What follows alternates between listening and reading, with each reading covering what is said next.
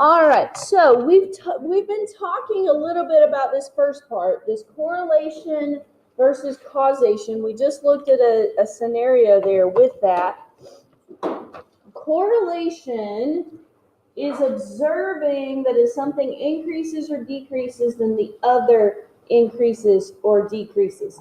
I've got a slightly different definition up here on the board. It's a little more technical. I think it's a little more confusing, but pretty much that's what correlation means. If something increases or decreases, how does something else increase or decrease? Okay. So there can be lots of relationships between two things, but it doesn't mean that there's causation. Okay. Causation is the degree to which one causes the other to happen. One thing causes another to increase or decrease. Just because there's a correlation, just because you observe that as one thing increases or decreases, another increases or decreases, doesn't mean that it's been caused to do that. Okay? So one example is there's a correlation between the number of people that wear shorts and the temperature. Just because more people are wearing shorts doesn't mean that it causes higher temperatures. The opposite of that is true, right? If it's hotter outside, more people are going to wear shorts, but it's not the reverse. Okay, so there's a correlation, but there's not causation in that case. There's another example on your paper. Example 2, when John wears his lucky hat, he scores at least 120 points in bowling. His lucky hat doesn't actually cause him to bowl better. It might make him think that it does, but it doesn't actually physically cause him to bowl better. So there's a correlation, but there's no causation. Okay. So let's look at the examples. And stop talking and listen to me. Look at the examples here. Which of the following would probably be causation? A, the people on the lower floor tend to walk more than those on the upper floor. B, males are more likely to walk than females. C, the younger a person is, causes them to walk more. Or D, people who wear yellow are likely to walk more. Which one is causation? Which one is causation? C. Okay? C. The younger a person is, probably causes them to walk more than an older person. Has nothing to do with what color they wear.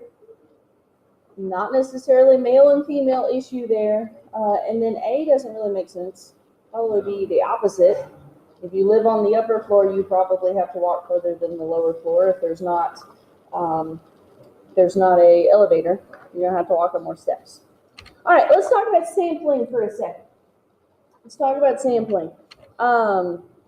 When you conduct a survey, experiment, or observational study, it is almost impossible to survey everyone in a population, so we can use various sampling methods to gather that information. So,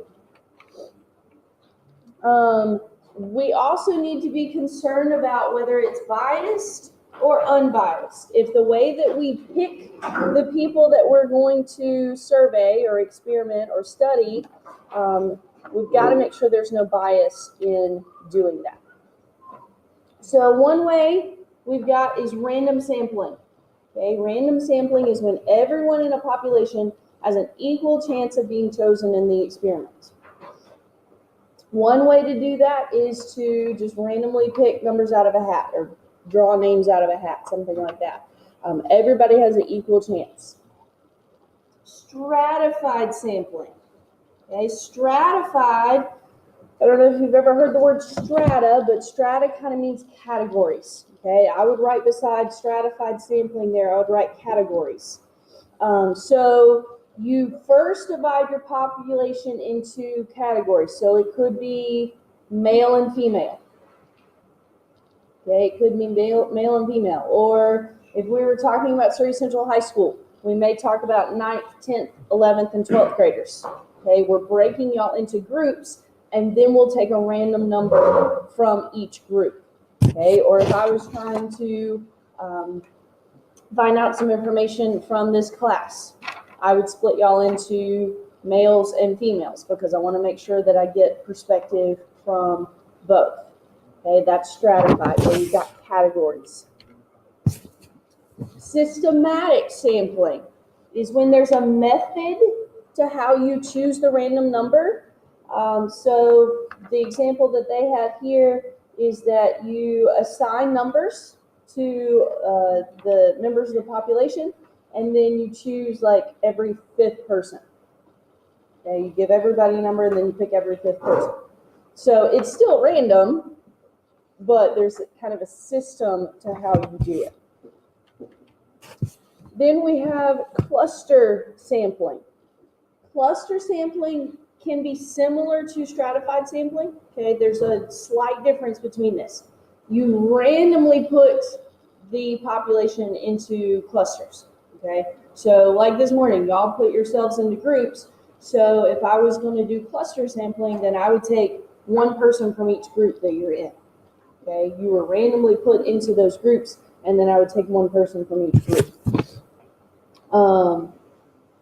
Or they actually, hang on, there's another little detail. You randomly assign groups, then you randomly pick one of those groups, and then you randomly select people from that group. Okay, so y'all are all in groups. I would randomly say, okay, group 6, and then I would pick 2 people from group 6. Okay, that's cluster sampling. All right, so in that little box below there, we have, let's see here. I've got another example up here. Let's look at the example on the board first. Okay, if we're selecting 10 animals from 25 dogs, 15 cats, and 10 rabbits. Okay, if we want to select 10 animals from 25 dogs, 15 cats, and 10 rabbits. If this were a random sampling, that's when everybody has an equal chance of being chosen. So I would just randomly select 10 animals from the total of 50 there. I would just randomly pick 10. I may end up with more dogs than anything else, but that's just random sampling right there. Stratified sampling, look at what's in blue there.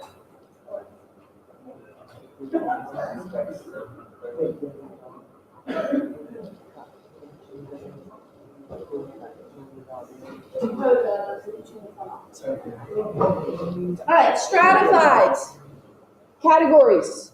Okay, we want categories. So we would pick 5 of the 25 dogs. We would pick 3 of the 15 cats, and we'd pick 2 of the rabbits to get our total of 10.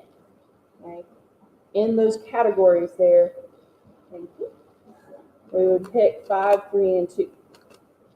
All right. Then we've got systematic. Okay, systematic.